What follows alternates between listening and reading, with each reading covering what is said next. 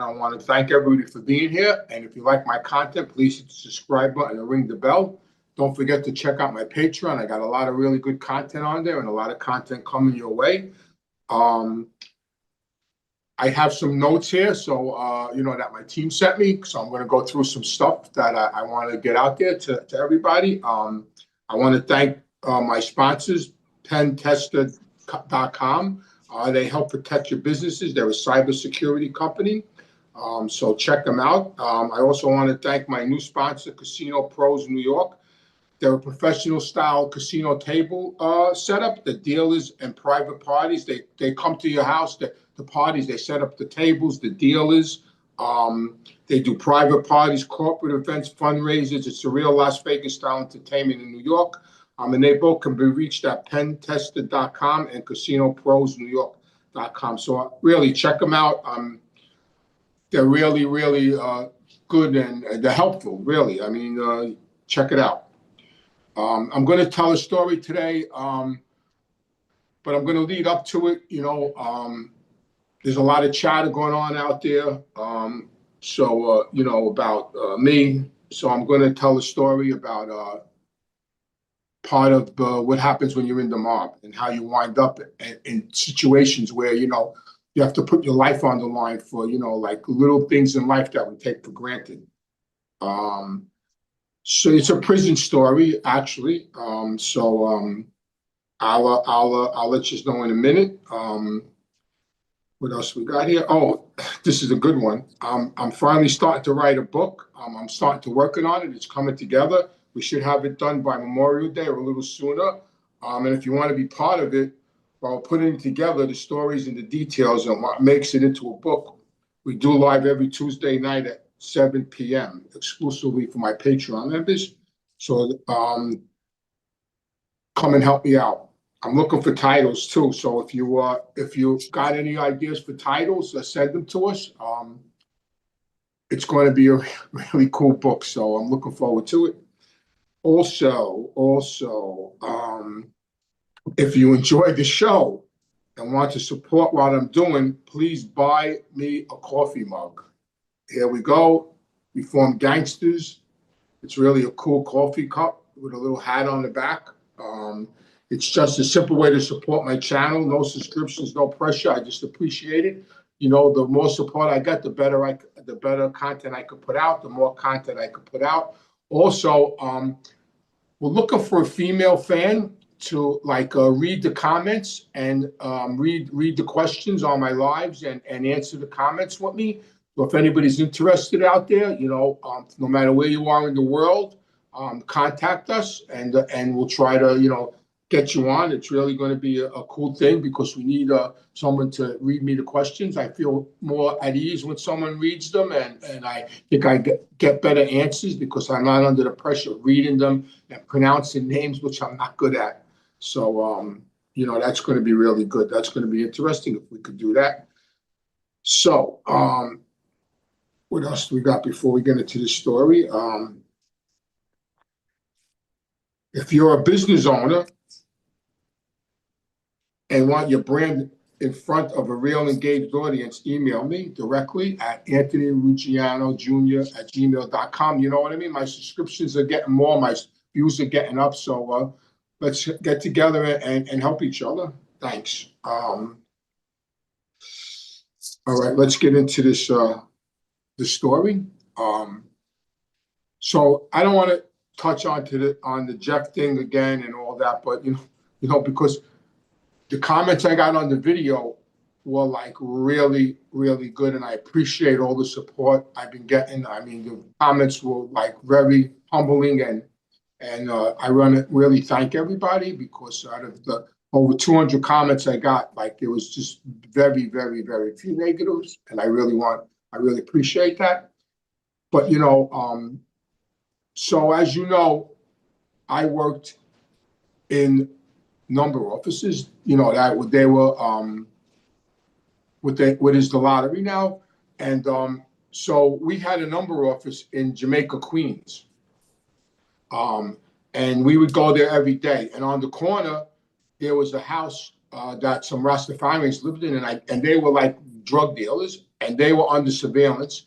And this was a predominantly black neighborhood, Jamaica, Queens. It was right off the Van Wyck where the office was. And anyway, one day, this Freddie DiCongilio, he was a wise guy. He came to the office because he worked with us, and the drug task force that was watching the Rastafarians saw him and recognized him and notified the organized crime task force that they just saw Freddie Bon Jones walking into a building in that neighborhood. So the organized crime task force came and they put the building under surveillance, and they made me and Carl and Freddie and a whole bunch of guys and our runners, and they put us under surveillance. And make a long story short, we got arrested. They raided the office. It was all over the news. Eyewitness News had an exclusive. John Johnson. They came running in. It was all in the newspaper. John Gotti, $14 million a year ring. So they already hooked me up with John Gotti, who had nothing to do with this business.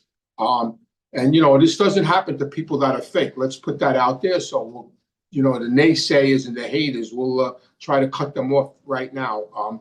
So anyway, I get arrested, I get out on bail, and I go right back to the street, right back to work again, right back to the office. We change a few things. A few months later, I get indicted for my first RICO, which was a state RICO. They called it an ORCA. The state had adopted the RICO status from the feds. They made it, it was a little different than a federal statute, but it was still a RICO. It was still a criminal enterprise, and I got rearrested. So now I had two cases. And a lot of us got indicted. I mean, there was a lot of us maybe 15, 20 people got indicted. And of course, because I was Fat Andy's son, 3 of us went to jail. The banker, this guy, Stanley, I think his name was, he was a fella, at the time he was banking on numbers. Sid, that was his name, Sid. He went to jail. Carl, my friend Carl went to jail. And of course, I went to jail, because they gave everybody probation except me. They said I had to get a bid. And of course, I wound up getting the most time. Carl got 3 years. Sid got 3 years, and I got 1 1/3 to 4.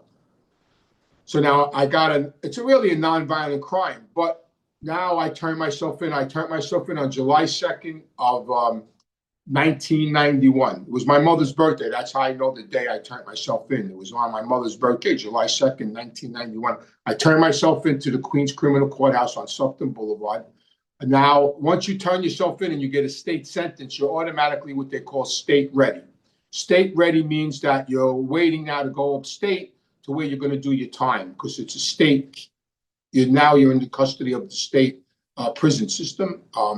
But you have to lay up in the city. And so I wind up going to Rikers Island, which is at the time horrendous, violent. I believe I went to C-74, in the basement of C-74, where all the state ready guys were. Now, down there, nobody, Fat Andy didn't exist down there. You know what I mean? Like you're on your own. You know what I mean? And I'm down there, and back then, they had phones down there. They had 2 phones, but the phone system was different. So let me explain to you how the phone system was then to now in the prison system. Back then, it was all collect calls. So you had to call out, and the person you called had to accept the charges. So the phones were run by the gangs. Today, they eliminated that problem, because now you have to put money in your commissary and you have to pay for your own phone calls. So that eliminates all that nonsense about the phones. But at that time in 91, it was still prevalent, like that was the deal. Now, I got out of jail in 1980. So there was 11-year span that I didn't do any time. I had gotten arrested, don't get me wrong, numerous times between October of 1980 and July of 91. I got arrested on numerous times. I pleaded guilty to A misdemeanors. I paid fines or got cases dismissed, but there was a lot of arrests between 80 and 91. But now I had to go back to prison. So I wasn't in prison for 11 years. And I knew the protocol and everything. I knew how to do time, but it was still going to be different. So because when I went away in the 70s and the 80s, there was no phones. You got one phone call a month, and the CO would sit on the other side and listen to your phone call. And if you said anything inappropriate, anything, they just disconnect you. So the phone system evolved as time went on. Now they got emails. It's crazy. Now inmates are sending out emails. So anyway, I roll in, I turn myself in, and I'm state ready, and they take me and they send me to Rikers Island. I get to Rikers Island. I get processed. It's all day affair. I'm processed. I'm in the bullpen with a whole bunch of guys on Rikers Island, and I get processed. And they send me. I believe it was C-74. I go down in the dorm, and there's a large amount of guys. I mean, it was just rows of beds, and everybody's state ready. Everybody's waiting to go upstate. So I unpack my stuff. I make my bed, and there's two phones in the corner against the wall. So I start walking to the two phones, and I'm going towards the phone, and you could see I'm going now to use one of the phones, and these three black guys come running towards me, going like this: "You're dead, you're dead." I didn't know what this meant back then.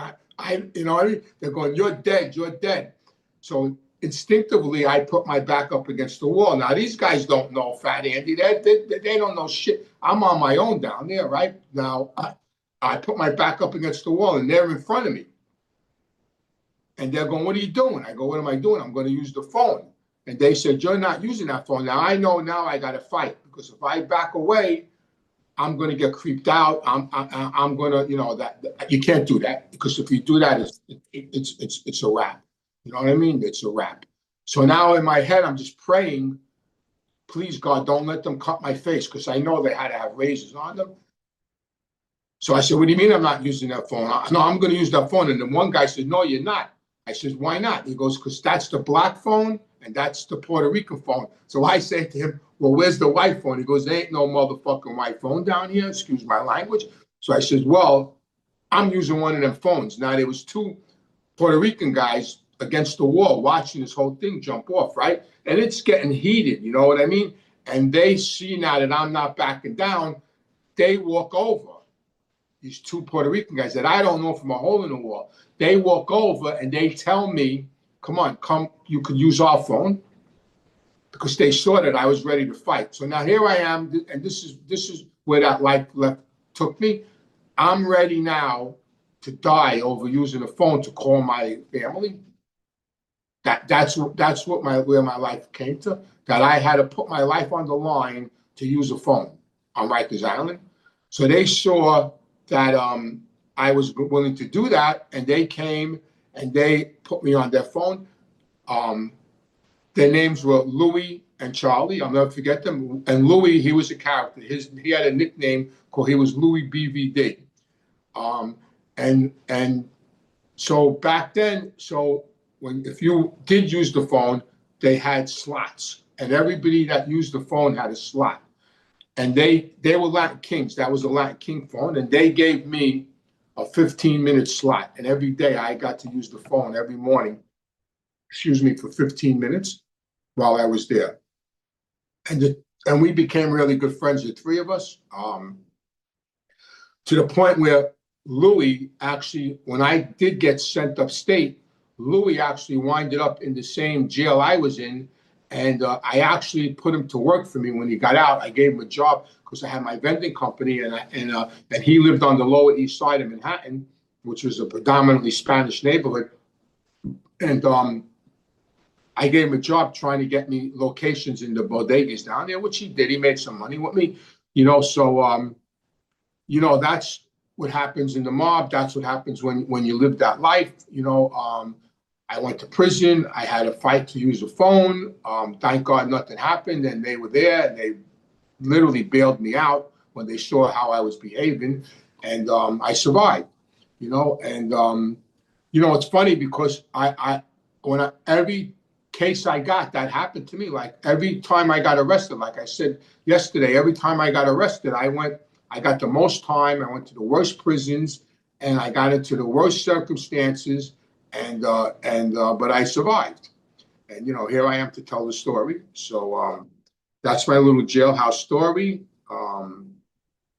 So if anybody wants to comment or ask questions, I'm going to open it up to whoever's out there. Easty Kid is asking, did everyone know John's crew was dealing junk? Well, everybody knew that Angelo Clark's brother Sally was a junk dealer. That was no secret, and everybody knew that a lot of guys that hung out with John were drug dealers. So I'm sure on the down low, everybody knew. I mean, everybody knew everybody that was selling junk. I mean, John's crew wasn't the only crew that was selling junk. There was Genovese guys. There was Lucchese guys. There was a lot of guys selling junk. Anthony 1749 is asking, who is the most well-known wise guy in sports betting? The most well-known guy that was a bookmaker. Yeah. Oh my God, there was a lot of bookmakers. I mean, the most well-known guy was the guy that was on the case with Michael Franzese. Jesus Christ, I can't think of his name. I got a brain lock. There was a lot of big bookmakers. That have big sports offices. My old man had a big sports office. This guy Ronnie Cigars had a big sports office. There was a lot of guys that had big sports offices. How many guys would be on phones in those offices at one point? Busy. Oh, it all depends on how much volume. On our offices, we always had two. We had two clerks at all times. It all depends. It all depends on how much volume you have. You know what I mean? The more volume, the more clerks. It all depends on the volume. And we basically always had a lot. Most of the time, we had two. I'm sure some guys had more. And what's it like? Is there somebody like standing by the door? Is it? No, it's in apartments. I mean, in the sport with the phone, it was all done over the phone. So it was all in apartments we used to have jump boxes, a box in one apartment, and the phone would ring and it would jump into another apartment. So if the cops came, they'd raid the wrong apartment. It was on special paper that it was written on because it was duplicate. We paid a service for the lines. It was no doorman or nothing like that. Patreon Dan is asking, my in-laws are from Queens and are civilians. They touch the side of their nose when talking about connected guys. Did wise guys know about this code? Yeah, that was a thing for years. I mean, like touch your nose means the mob. We never did it, but people did it. Yeah. And the chin, they used to touch their chin when they were talking about the chin because they weren't allowed to say his name. And he's asking Anthony, 1974 bar on 88th Street. What happened to Anthony Center, stabbed in the bar? What happened to Anthony Center? Oh, man, you're going back a long way. I wasn't there that night when that happened with Anthony, so I'm gonna have to get back to you on that because it's cloudy in my head because it was so long ago. But I wasn't there when that incident happened. I was there when the incident happened when Sal got shot in the leg by Bobby, hit this guy on the head with the gun, and the gun went off and shot Sal in the leg. But this thing that happened with Anthony, I got to get back to you on that. Gaetano was asking, Mr. Ruggiano, were manicures a big thing in the life, or was that just in the movies? No, we all got manicures. That was big. That was big. My father took me for my first manicure when I was, my God, 16, 17 years old. Everybody got manicures, and all the hairstyle manicures. Yeah, all the time. That was a thing. We were very well polished in the mob. We were metrosexual. Jones on the beat is asking, was Tommy DeSimone good with his hands or just with the guns? You know, I never saw Tommy use his hands, and I never saw Tommy use a gun. But Tommy was feared. I never saw him use his hands. I'm sure he had a lot of balls. I'm sure he could throw down. But, you know, he was just a dangerous, dangerous human being. Tommy, you know what I mean? Very dangerous and very treacherous.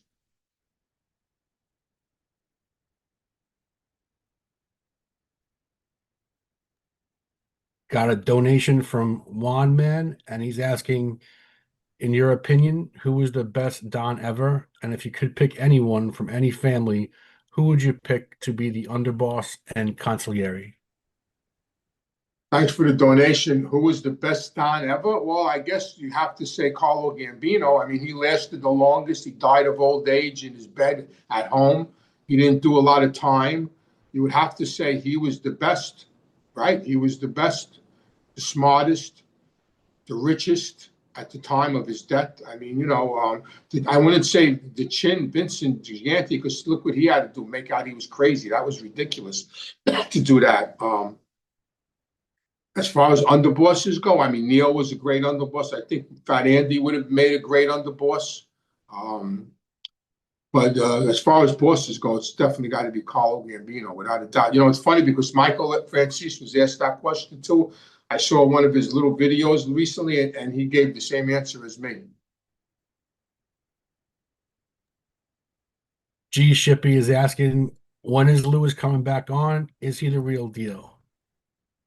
Hopefully Lewis will be on soon. Yeah, Lewis, you know, definitely hung out with John. There's, you know, documented proof of that. You know, a lot of pictures of him you know, walking behind John's casket, him visiting guys in prison, Pete and everybody.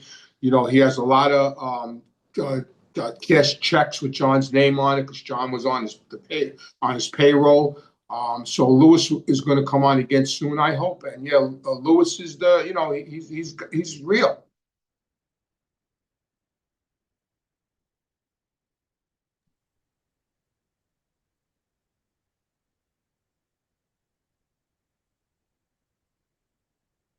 All right, we could wrap it up. Wrap it up so soon. All right.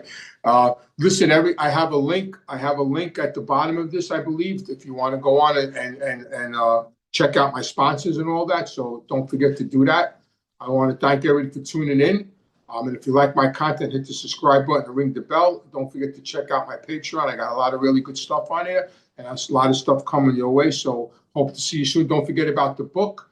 The book's going to be hopefully out by May or a little sooner or a little later. Send in a title, be cool.